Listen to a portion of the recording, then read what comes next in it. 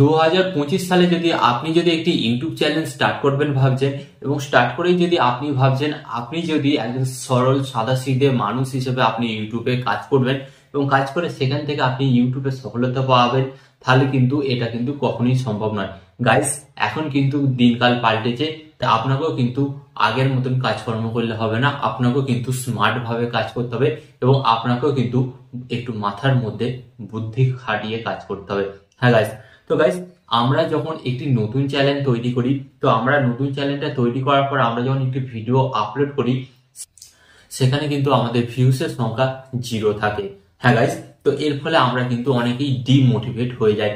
তো গাইস, আজকের এই ভিডিওতে তাই আমি আপনাদের সাথে আলোচনা করব যে আমরা যখন একটি নতুন চ্যানেল স্টার্ট করি, নতুন চ্যানেল স্টার্ট করার সাথে সাথে আমরা ভিডিও আপলোড করলে আমাদের ভিডিওতে ভিউজ কেন আসে না এবং কি করলে আপনার চ্যানেলের মধ্যে ভিউজ আসবে। তো অনেকেই আপনাদের ঘরে বলে যে এই সেটিংসটি অন করলেই আপনার ভিডিও ভাইরাল হয়ে যাবে। ভাই, এসব কথা আমি আপনাদের ঘরে বলছি, এসব কথা কিন্তু ঠিকঠাক নয়। তারা কিন্তু ভিউজ আনার জন্য এসব কথা বলে। কিন্তু গাইস, আজকের এই ভিডিওতে আমি আপনাদের ঘরে একটি নতুন চ্যানেলে ভিউজ কিভাবে আনা যায় তার পথটা আমি আপনাদের ঘরে দেখিয়ে দেবো।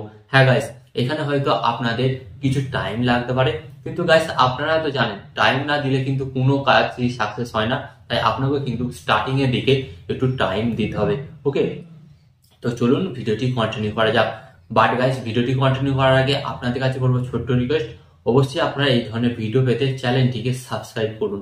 ওকে, তো গাইস, প্রথমত কি হয়, আমরা একটি নতুন ইউটিউব চ্যানেল স্টার্ট করি। ওকে, তো ইউটিউব চ্যানেল স্টার্ট করার পর আমরা প্রথম 1 দিন 2 দিন 3 দিন ভিডিও আপলোড করতে থাকি, কিন্তু আমরা আমাদের পাড়া প্রতিবেশী আত্মীয় স্বজনকে কি করি, আমাদের চ্যানেলটার ব্যাপারে আমরা বলে দিই এবং তাদের কাছে আমাদের ভিডিওগুলো শেয়ার করি। ওকে, তো এর মধ্যে আপনাদের ঘরে যারা ভালো আছেন তারা তো আপনার ভিডিওটিকে দেখবে, ভিডিওটিকে দেখে আপনার ভিডিওতে লাইক দেবে এবং আপনার চ্যানেলটিকে সাবস্ক্রাইব করবে। তো ইতিমধ্যে এগুলি করতে করতে কিন্তু আমাদের চ্যানেলের মধ্যে সাবস্ক্রাইবার সংখ্যা তখন কিন্তু 0 থেকে বেড়ে 100-200 সাবস্ক্রাইবার সংখ্যা হয়ে যায়। তো এখানে আপনাদের ঘরে কি করতে হবে, ওই যে আপনার চ্যানেলের মধ্যে 200 সাবস্ক্রাইবার সংখ্যা হয়ে গেল, তো ওই 200 সাবস্ক্রাইবার সংখ্যাটাকেই আপনাকে কাজে লাগিয়ে কিন্তু আপনার ভিডিওগুলির মধ্যে ভিউজ আনতে হবে।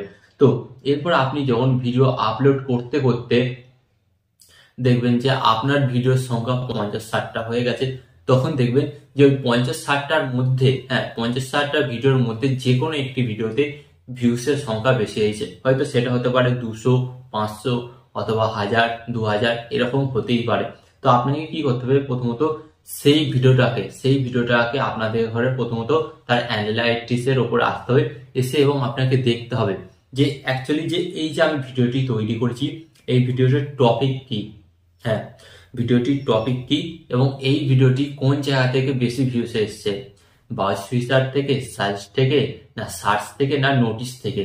তো এখান থেকে আপনারা বুঝতে পেরে যাবেন যে আমার এই জায়গা থেকে এই ভিডিওটি বেশি ভিউস এসেছে। বাউস ফিচার থেকে এলে আপনি কি বুঝতে পারবেন, বাউস ফিচার থেকে এলে তার মানে কিন্তু আপনি যে ভিডিওর থাম্বনেলটা তৈরি করেছেন, আপনার ওই ভিডিওর থাম্বনেলটা কিন্তু বেস্ট হয়েছে, তাই ইউটিউব আপনার ওই ভিডিওটি বিভিন্ন দর্শকের কাছে রিকমেন্ড করেছে, এর ফলে আপনার ভিডিওটাতে ভিউস এসেছে। এবং এরপর যদি আপনারা বুঝতে পারেন যে সার্চ থেকে, যদি দেখেন যে সার্চ থেকে ভিডিও এসেছে, যেমন আমি আপনাদের ঘরে বলছি এখানে একটি best topic, how to create a YouTube channel. তো এই ভিডিওটা বেশিরভাগ কিন্তু সার্চ থেকে আসে। তো আপনি যদি দেখেন যে আপনার এই ভিডিওটি সার্চ থেকে এসেছে, তো আপনাকে কি করতে হবে, সঙ্গে সঙ্গে আপনার চ্যানেলের মধ্যে হাউ টু দিয়ে যে সমস্ত টপিক গুলো আছে সে সমস্ত টপিকের ওপর কিন্তু আপনাকে ভিডিও বানাতে হবে। হ্যাঁ গাইস, তো এখান থেকে আপনারা আশা করি বুঝতে পারলেন যে প্রথম আপনার যে ভিডিওতে একটু ভিউস বেশি আসবে সেই ভিডিওটিকে আপনাকে টার্গেট করতে হবে এবং টার্গেট করে আপনাকে দেখতে হবে যে আপনার এই ভিডিওটিতে কোথা থেকে ভিউস এসছে এবং সেই অনুযায়ী আপনাকে কিন্তু ডেইলি ভিডিও আপলোড করতে হবে। এবং এখানে কিন্তু আপনাকে একটা নিজেদের মধ্যে কিন্তু এখানে একটা টার্গেট ফিক্স করে নিতে হবে যে আমরা আমাদের চ্যানেলের মধ্যে এতদিনের মধ্যে এতগুলো ভিডিও আপলোড করব। প্রথমত আপনাদের ঘরে বলি যে আপনার চ্যানেলে প্রথম আপনি 1 থেকে 100 দিনের মধ্যে কিন্তু আপনি 100টা ভিডিও আপলোড করুন। 1 থেকে 100টা ভিডিও আপনি আপলোড করলে তখন কিন্তু ইউটিউব অ্যালগোরিদমের কাছে আপনার ভিডিওগুলি হিট করবে। তখন ইউটিউব অ্যালগোরিদম কি করবে, আপনার ভিডিওগুলি কিন্তু বিভিন্ন দর্শকের কাছে পৌঁছাবে এবং বিভিন্ন দর্শকের কাছে পৌঁছানোর সাথে সাথে তখন একটা দুটো করে ভিউজ আস্তে আস্তে তখন কি হবে দেখবেন একটা আপনার ভিডিও ভাইরাল হয়ে গেছে। হ্যাঁ গাইস, আপনার একটা ভিডিও ভাইরাল হয়ে গেছে এবং আপনি যখন দেখবেন যে আপনার ওই ভিডিওটি ভাইরাল হয়েছে, তখন আপনাকে কন্টিনিউয়াসলি কি করতে হবে, ওই টপিক অনুযায়ী বা ওই রিলেটেড যে সমস্ত ভিডিও আছে সেই সমস্ত ভিডিও কিন্তু আপনার চ্যানেলে আপলোড করতে হবে।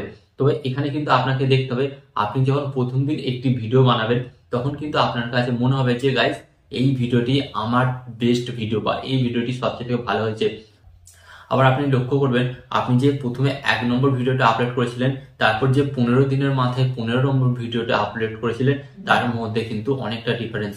আপনি দেখবেন যে আপনার 1 নম্বর ভিডিওটার তুলনায় 15 নম্বর ভিডিওটা কিন্তু অনেক ভালো আপডেট হয়েছে।